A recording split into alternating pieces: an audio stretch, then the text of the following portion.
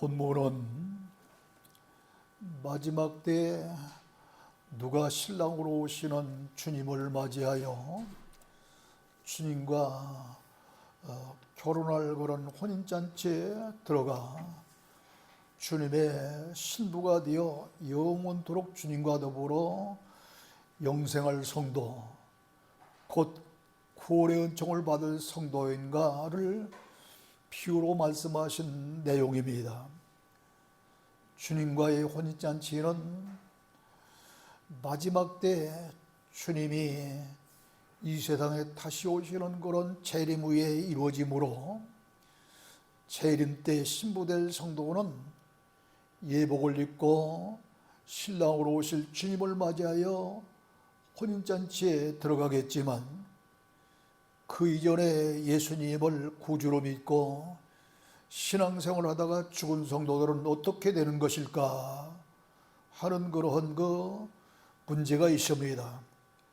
본문에서 혼인잔치를 베푼 임금은 하나님이요 그의 아들은 예수님이요 종들은 주님의 종들입니다.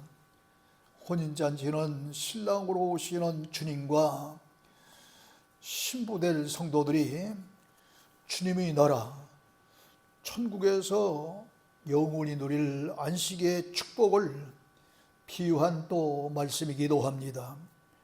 그런데 먼저 이 본문의 어떤 임금으로 비유된 그런 하나님이 자기 종들을 보내어 혼인잔치에 손님들을 초대했으나 모두 다 거절했다 그랬습니다. 이 거절한 이유가 특별한 이유가 없어요. 3절에 보면은 그저 오기 싫어서 거절했습니다. 특별한 이유가 있는 것이 아니라 단지 오기 싫어서 거절했습니다. 이들은 율법을 지키는 당시 유대인들입니다.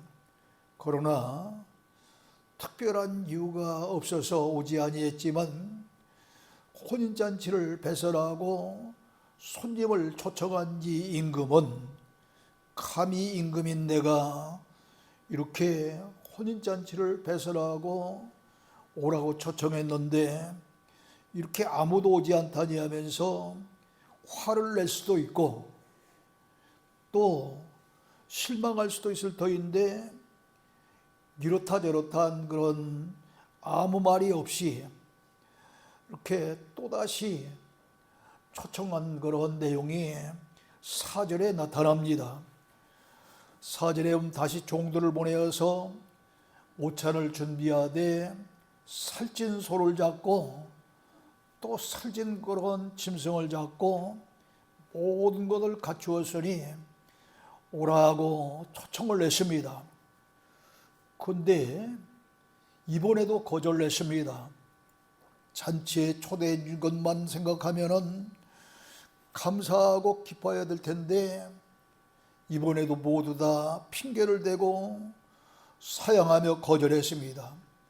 처음 초청받은 사람과 두 번째 초청받은 사람이 좀 다른 점이 있다고 한다면은 처음 초청받았던 사람들은 아무런 이유도 없이 또 그렇다고 다른 어떤 그런 특별한 사유가 있는 것도 아닌 그런 사람들이었지만 이 두 번째 초청을 받은 사람들은 거절을 하되 다 이제 이유 있는 거절을 했어요.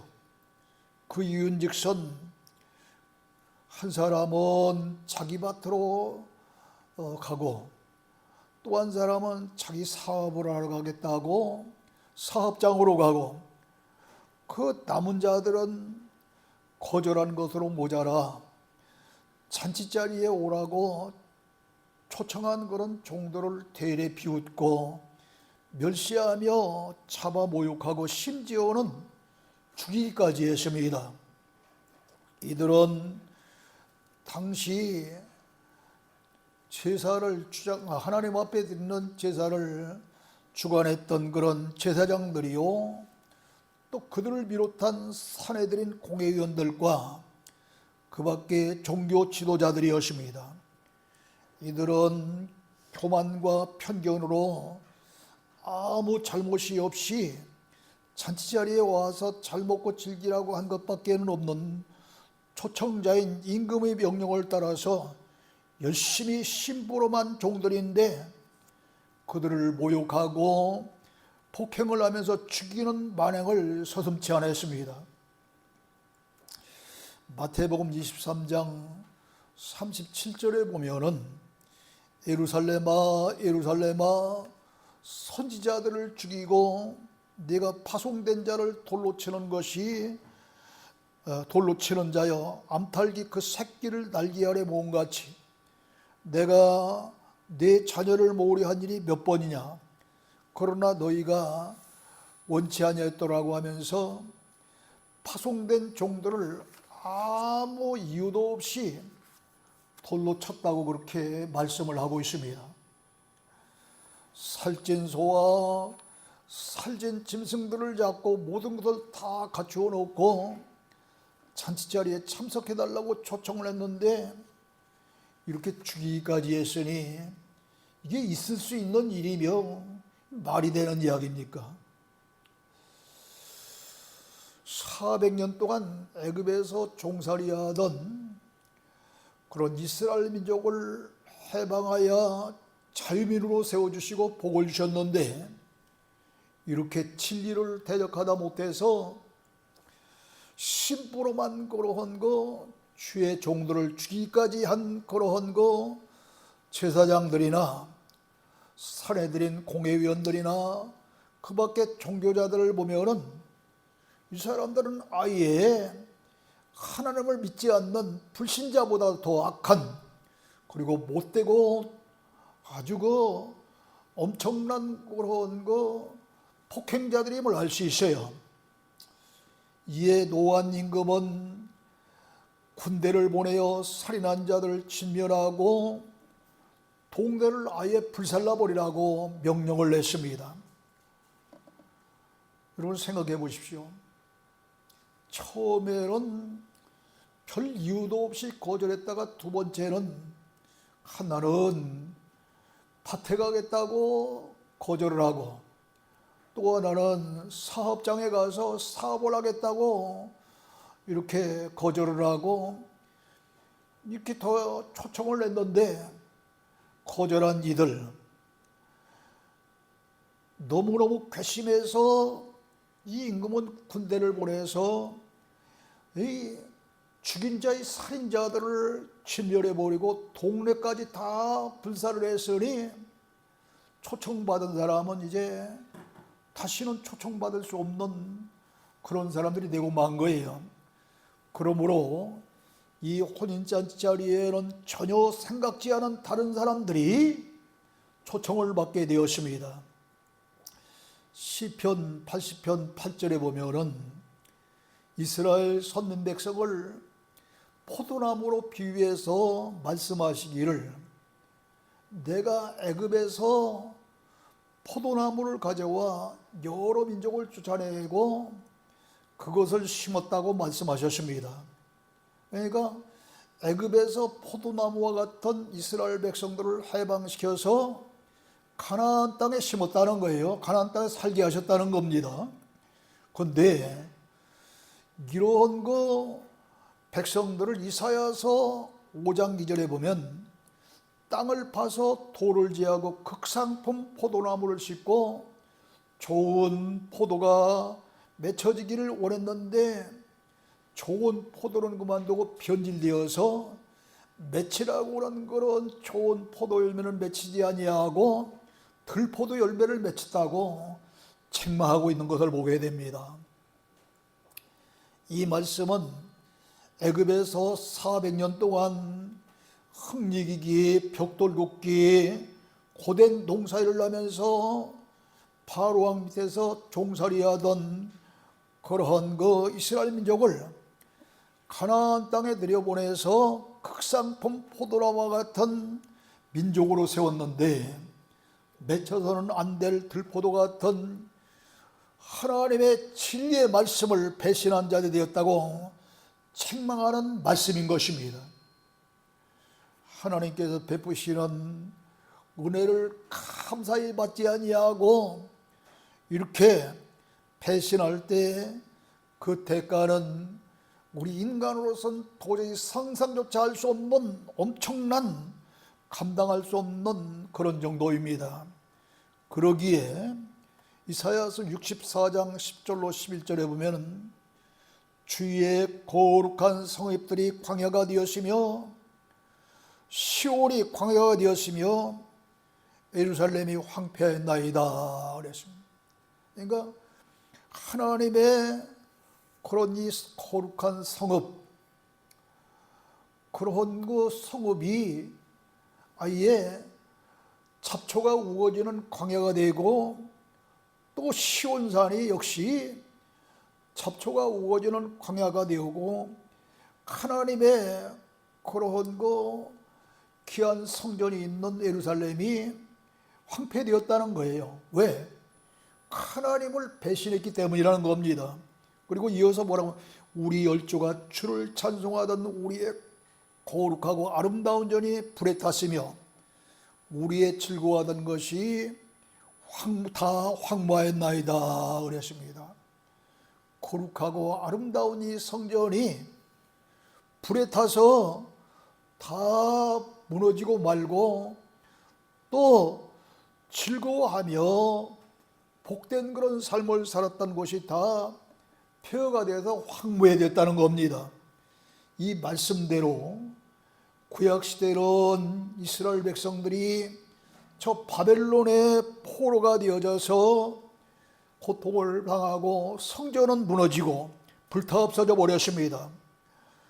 또 그로 말미암아 온 나라가 멸망했습니다. 신약시대에 와서는 로마에 의해서 아름다운 성전이 무너지고 나라가 패망하고 말았습니다.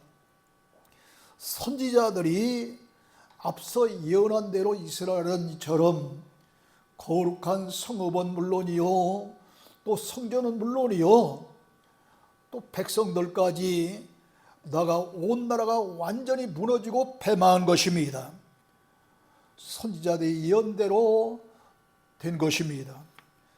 종교 지도자들이 부패하여 하나님께 드리는 제사보다 물질을 더 귀하게 여기고 탐욕에 사로잡혀 이사야서 56장 11절의 말씀대로 개처럼 살아갈 때는 아무리 아름답고 거룩한 성전이라도 하나님의 성전이 아닌 귀신이 처소가 되고 마는 것입니다. 예수님 당시에도 예수님이 무엇 때문에 성전에 가서 화를 내시며 노고로 만든 차칙을 들어서 짐승들을 파는 자 그리고 돈을 바꾸는 그런 환전꾼들을 내쫓았습니까? 성전은 만민이 기도하는 집이요 죄 백성들이 하나님 앞에 예배하며 경배하는 곳인데 당시 제사장들은 성전에 와서 하나님 앞에 드려야 될 그런 제물용 그런 이 소나 양이나 비둘기 같은 것을 팔되 제사장들과 이 장사꾼들이 결탁해서 돈벌이로 이렇게 성전을 이용했기 때문에 하나님은 만민의 기도하는 집을 강도의 소굴로 만들었다고 말씀을 하시면서 이렇게 예수님께서 노고로 만든 채찍을 들어 그들을 다 내쫓았던 것입니다. 그러니까 아름답고 거룩한 성전 찬송이 흘러나오고 예배 소리가 들려나오고 기도 소리가 들려나와야 될 그런 성전이 완전히 귀신이 처소가 되어버린 것이죠. 그러므로 이 신약 시대에도 주 70년경 예루살렘 성읍은 로마 군대에 의해서 여지없이 무너지고 패망했습니다. 이처럼 마지막 때에도 혼인잔치집을 비유로 하신 말씀대로 아무리 청함받은 그런 백성이라도 하나님의 뜻을 저버릴 때는 버림받을 것이라는 말씀입니다. 아니, 택함 받은 백성도 마찬가지입니다. 본문 8절을 보세요. 청한 사람들은 합당치 아니하니라 그랬습니다. 선택받은 이스라엘 백성은 임금 곧 하나님의 뜻을 저버림으로 제외되고 이방인 중에서 다시 초대된다는 말씀입니다. 청함받은 사람들이 합당치 아니하기 때문에 합당한 다른 사람들을 대신 초청하겠다는 말이에요, 지금. 그런데 이 이스라엘 백성들을 위해서 하나님은 오찬, 점심을 준비했는데 그들은 거절하고 도리어 악을 행함으로 임금은 노하여 군대를 보내서 그들을 진멸했다 그랬습니다. 완전히 없애버렸다는 이야기죠.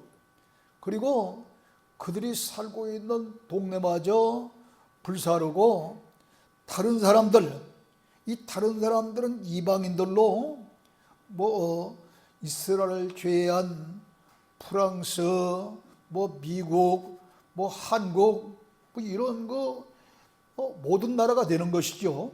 택한 백성인 이스라엘 제외한 모든 나라 민족이 이방 민족이기 때문에 이런 이방인들을 초청했으니 그때는 이 하루로 한번 생각해 보세요.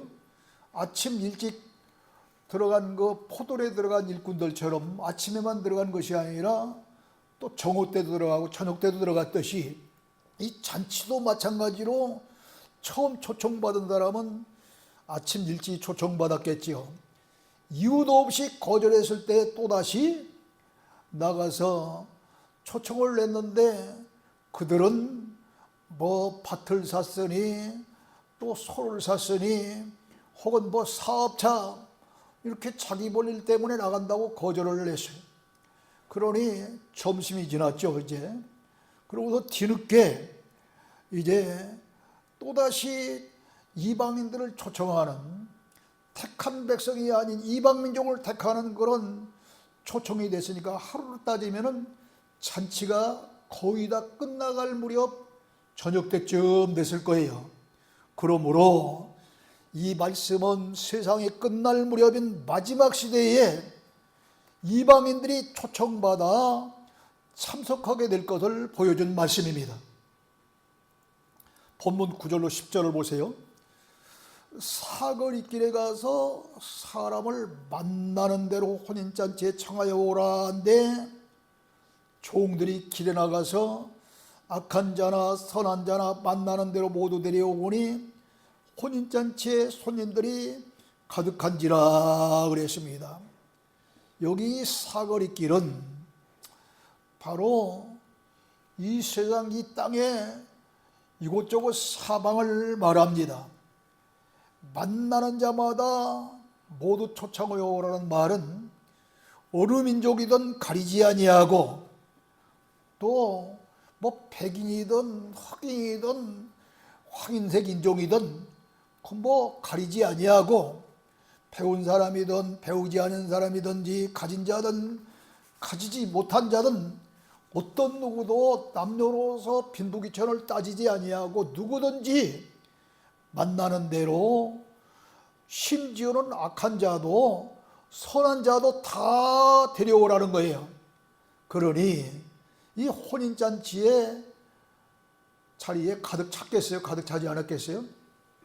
만나는 대로 다 데려가니까 이 혼인잔치에 가득 찬 것입니다. 자, 그러므로 이방 선교는 누구든지 아무 조건 없이 초청을 받아 주님의 은혜로 하나님의 자녀가 되는 그런 은혜 시대입니다.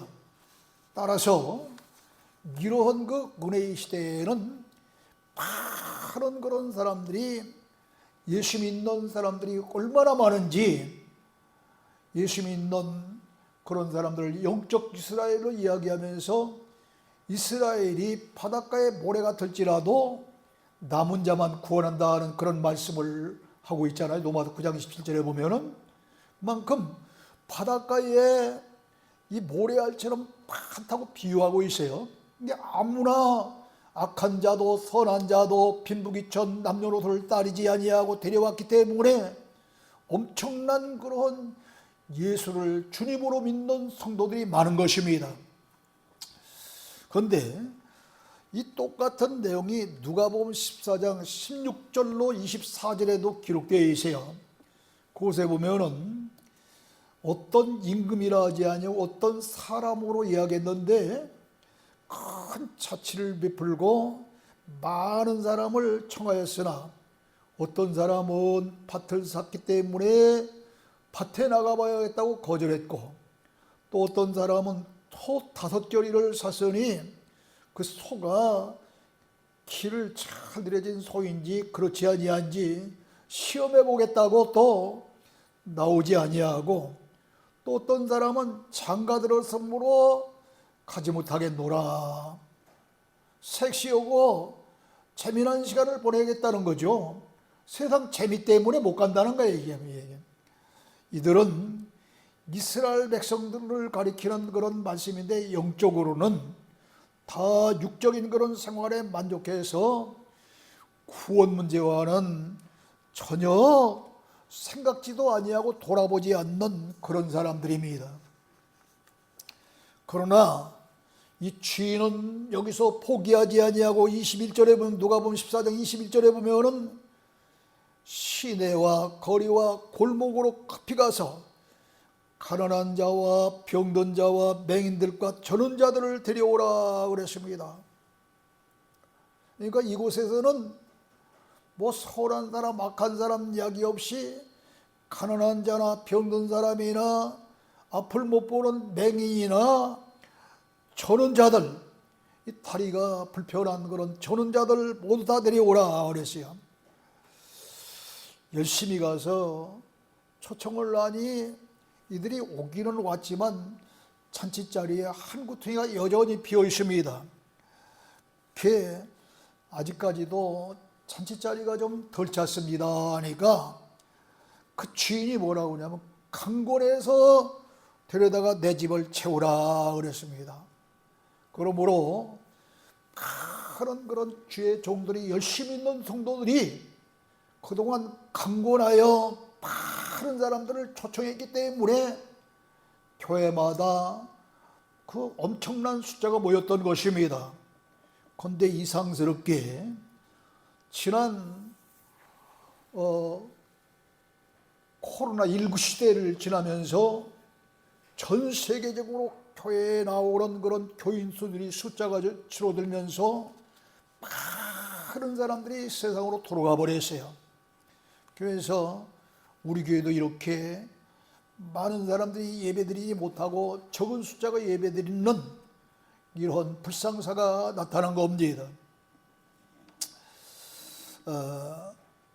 이렇게 어쨌든 10절에 보면 손이 가득한지라 했으니까 바로 코로나 이전까지만 해도 교회마다 그 많은 사람들이 모였어요. 이 말씀은 은혜의 시대에 예수 믿는 사람들이 그렇게 많게 되리라고 하는 그런 그 사실을 보여준 말씀입니다. 구약 시대에는 예루살렘에 오로지 예루살렘 성전 하나밖에 없었지만 신약 시대에는 나라마다 수많은 그런 교회가 사방에 서게 되고 수많은 사람이 예복 없이도 구원받는 시대였습니다. 그러나 이제는 예복을 입어야 구원받는 시대가 온 거예요. 이 말씀을 아주 잘 들어야 됩니다. 지금까지 예수 그리스도께서 우리의 죄와 허물을 대신하여 십자가에 몸버려 피 흘려 돌아갈 때 흘리신 그 피, 너무나 값진 그런 보배로운 피라 그래서 그 피를 보혈이라고 그러죠. 이 십자가의 피를 믿는 믿음만 있으면 누구든지 구원받기 때문에 예복을 문제 삼지 않았습니다. 본문 11절로 12절 보세요. 임금이 손님들을 보러 들어올세 거기서 예복을 입지 않은 한 사람을 보고 이르되 친구여 어찌하여 예복을 입지 않고 여기 들어왔느냐 하니 그가 아무 말도 못하고는 그랬습니다. 지금까지는 예복이 문제가 되지 아니했는데 오늘 본문 말씀 11절로 12절에 보니까 이 예복을 입지 않은 사람이 누구냐고 따지기 시작하잖아요. 예복이 필요한 시대가 지금 온 거예요. 지금 여기 임금은 앞서 혼인잔치를 배설한 그런 임금이 아니라 하나님이 아니라 다시 말하면 다시 오실 그런 주님을 말씀합니다.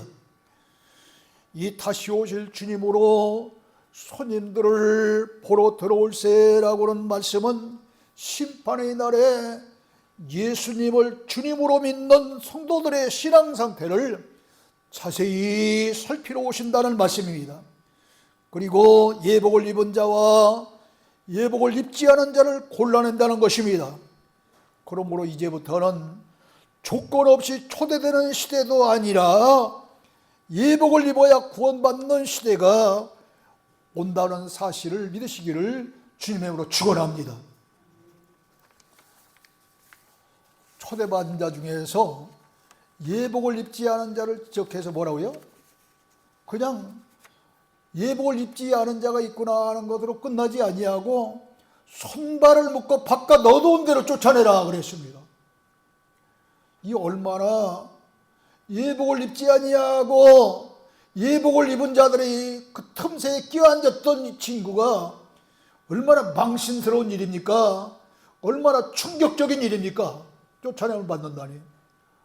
그런데 놀랍게도 이사야서 61장 10절에 보면 하나님께서 구원의 옷과 공의의 겉옷을 입혀주심으로 신랑이 사모를 쓰며 신부가 보석으로 단장 같게 하리라 그랬습니다. 그러니까 잘 보세요.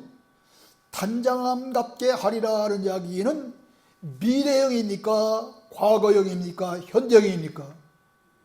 단장함 같게 하리라. 미래형이잖아요. 이사야 선지자의 당시에 현재에 있었던 일도 아니요 과거에 있었던 일도 아니요 이사야 선지자 시대 이후에 있을 일을 이사야 선지자를 통해서 예언한 말씀입니다. 그런데 여러분, 우리는 그동안 예수 그리스도를 믿음으로 말미암아 입는 믿음의 의존만 얘기했는데 오늘 이사야 선지자는 구원의 옷과 공의의 겉옷이 있다고 두 가지 옷이 있음을 이렇게 예언하고 있어요. 아마 오늘 이 말씀을 동영상으로 듣는 다른 사람들도 이 두 가지 옷이 있는 줄을 알고 있는 분이 과연 몇 분이나 될지 모르겠어요. 성경은 이렇게 예언된 말씀을 주의 종들에게 마지막 시대에 알려주심으로 말미암아 이때야 알게 되는 겁니다. 지금 여러분, 그런데 이와 같이 성도들이 입어야 할 옷이 믿음으로 말미암아 입는 그런 의의 옷뿐만 아니라 구원의 옷과 공의의 옷 두 가지 옷이 있다는 겁니다. 지금 공의의 옷, 이걸 보내 공의의 겉옷이라 그랬으니 자동적으로 구원의 옷은 속옷인 줄로 믿습니다. 그렇잖아요. 겉옷이 공의의 옷이고 그냥 구원의 옷이라고 그랬는데 구원의 옷이 겉옷이 될 수 없잖아요. 공의의 옷이 겉옷이라고 그랬으니까 구원의 옷은 속옷이에요. 이건 뭐냐면 이 속옷은 신부가 입은 속옷은 알지 않은 신랑 외에는 어떤 사람도 신부가 입은 속옷을 알 자가 없습니다. 그러므로 신랑이신 주님만이 아실 수 있는 마음으로 믿어 의에 이르는 의의 옷이 바로 구원의 옷이고 이제 공의의 겉옷은 누구든지 다 알 수 있는 그런 그 옷으로 계시록 19장 8절에 보면 빛나고 깨끗한 세마포시라고 그랬는데 이를 또 설명하기를 성도들의 옳은 행실이라 그랬습니다. 자, 이 성도들이 옳은 행실도 뭐 도덕적인 그런 옳은 행실을 말하는 것이 아니라 믿음의 행실, 성도로서 하나님의 뜻과 말씀대로 살아야 하는 그런 옳은 행실을 말하는 것입니다. 그러므로 마지막 시대에는 예복이 준비된 자와 준비되지 않는 자로 나누어지게 되는 것입니다. 미리 이런 말씀을 하신 이유는 예복을 문제 삼을 때가 앞으로 돌아오리니 미리 준비하라는 거예요. 은혜의 시대인 지금까지는 예복을 문제 삼지 않았으나 은혜의 시대가 끝나고 순교자들이 원수를 갖고 우리들의 모든 신앙을 심판할 그럴 신혼의 시대가 돌아오면 반드시 예복을 준비하여 입은 자만이 신랑이신 그리스도와 잔치의 기쁨을 나누고 주님과 더불어서 영생의 축복을 받는 그런 영생복락의 그런 영원한 날에 들어가게 될 줄 믿으시를 바랍니다. 그러므로 계시록 19장 9절에 어린 양의 혼인잔치에 청함을 받은 자들은 복이 있도다 한 것입니다. 그러나 예복을 입지 않으면 쫓겨나 바깥 어두운데 내든지 슬피 울며 이를 가리라 하였으니 반드시 예복을 준비하는 기간에 성실히 예복을 준비했다가 신랑 예수 그리스도가 오실 때에 구원의 속옷만 입지 말고 공의의 겉옷까지 입고 혼인잔치에 나갈 수 있는 여러분 되시기를 주님의로 축원합니다. 성도 여러분, 지금까지의 시대적인 하나님의 역사를 보면은 예수 신랑을 맞이할 때가 거의 다 온 것 같습니다. 이 세상에서도 결혼한 날이 돌아오면은 잠이 오지 아니하고 가슴이 설레 이렇게 가지고 어찌할 바를 모르는 날인데 주님을 신랑으로 맞이하여 영원토록 살아야 할 날이 곧 돌아온다는 사실을 생각하면 가슴이 벅차야 할 일인데 가슴이 어쩔 줄 없이 설레는 사람보다는 인자가 올 때 믿음을 보겠느냐는 말씀대로 저 사람이 정말로 예수 믿는 사람인지 아닌지 세상 사람들과 구분하기 힘든 그런 시대가 되어져 버렸으니 이 어쩌란 말입니까? 참으로 한심한 시대가 되어졌어요. 제가 집회하러 가는 그런 기도원도 교회도 가는 곳곳마다 성도들이 없어요. 목사님들만 있지. 왜요? 돈 벌기가 바빠서 전부 직장에 나가고 사업장에 나가고 이 하나님의 말씀 잔치 자리에는 나타나지 않는 거예요. 세상에 이 가까운 어느 교회라고는 얘기 안 해요. 여기서 머지않은 둘째가 나면 서울쪽으로 큰 교회인데 1개월 전 그곳에 가봤더니 낮 시간에 한 50명 정도 모여요. 몇천 명이 모이는 교회인데 밤 시간에야 겨우 몇백 명, 낮 시간에 한 50명 모이는 거예요. 이런 시대가 됐어요. 이런 시대가 이게 아니 세상 결혼도 막 그날이 돌아온 복찰 날인데 예수님과 결혼할 그런 영원한 삶이 오늘 그런 날이 지금 돌아온다는데 거꾸로 믿음이 식어져서 이런 시대가 들어왔으니 이거 보통 문제가 아닙니다. 그러나 분명히 주님은 구원의 속옷만이 아닌 빛나고 깨끗한 세마포에 입은 공의의 겉옷을 이제 입는 것이 필수 조건임을 말씀하고 있는 거예요.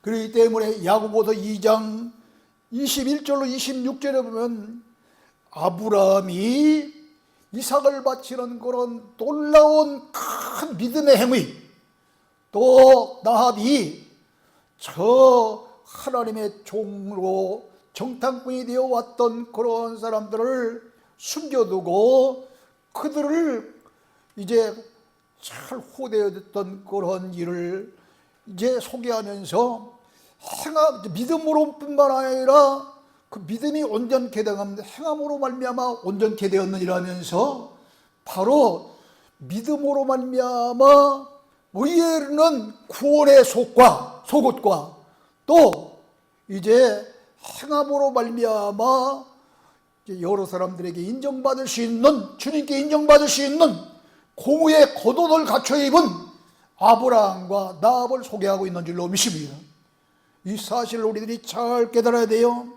그러므로 성경은 처음부터 이런 구원의 속옷과 공의의 겉옷을 갖춰 입은 자가 마지막 때에 살아서 이제 영혼도 구원받고 육체도 구원받는 놀라운 건 구원의 은총을 받을 것을 예표하고 있는 겁니다. 예언하고 있는 것입니다. 미리 보여주고 있는 거예요.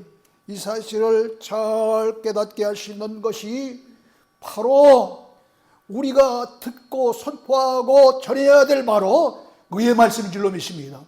의의 말씀 때문에 이 사실을 깨닫게 된 것이지, 그렇지 아니하고는 저도 1개월 전까지만 해도 나는 구원의 속옷이 어디가 있고 공의의 겉옷이 어디가 있는지 몰랐어요.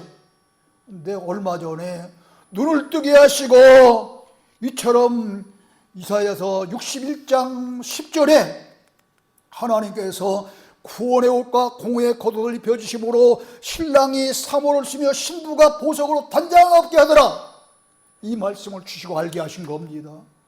이게 무엇 때문에요? 의의 말씀 때문인 거예요. 그래서 각 곳마다 가면서 목숨 바쳐, 목숨보다 더한 것이라도 바칠 수 있다면 바치겠다는 각오는 있는데 막상 당하면 저도 모르죠. 여러분 뒤에서 기도해 줘야 됩니다. 가는 곳마다 누가 뭐란다 할지라도 이 말씀을 끝까지 전할 수 있는 목회자, 또 가는 곳마다 말씀을 바로 증거할 수 있는 부흥사, 하나님이 기뻐하시는 그런 최종이 되도록 기도해 주시길 바랍니다. 그럴 때에 저도 말씀 받는 여러분도 다 같이 다시 한번 말씀드리지만 구원의 속옷만 준비하는 것으로 끝나지 말고 공의의 겉옷까지 준비하여 완전히 구원받는 믿음의 귀한 성도가 다 되어지기를 주님의 이름으로 축원합니다. 하나님 아버지 은혜와 사랑을 중심으로 감사합니다. 하나님 아버지,